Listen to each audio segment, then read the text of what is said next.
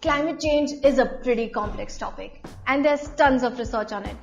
But you can't possibly pour over all these files. So I'm going to make your life a bit simple by giving you just 5 numbers to keep in mind. 2.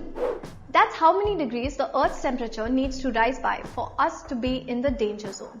A point after which even scientists can't accurately predict what will happen to us.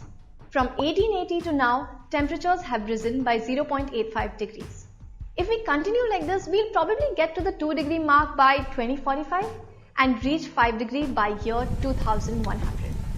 Don't even get me started on what happens then.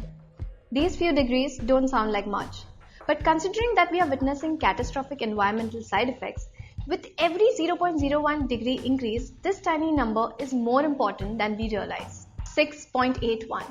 This is India's percentage of world carbon emissions. It may look like a small number, but it's what makes us the third largest emitter on the planet. That's why when it comes to global discussions about climate change, India sits on the big boys table. With great power comes great responsibility. And we are going to have to make some big changes if the world is to stay within this 2 degree mark. 2030. This year is our deadline to make those changes. We've got to reduce our carbon emissions, move some of our consumption to renewable energy, create sinks to absorb carbon dioxide, and build infrastructure to adapt to the inevitable changes. Research shows that if nations take the required measures between now and 2030, we could partially reverse the effects of climate change. 2.5. That's how many $1 trillion India needs to keep the promises we've made for 2030. Like I said before, India uses tons of cheap coal to sustain its rate of development.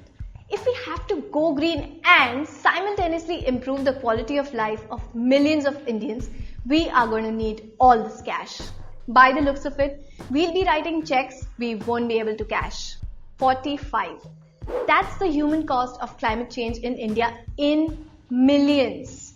Even though making these changes is going to cost a lot, not doing anything means 45 million Indians will be pushed into poverty by 2030.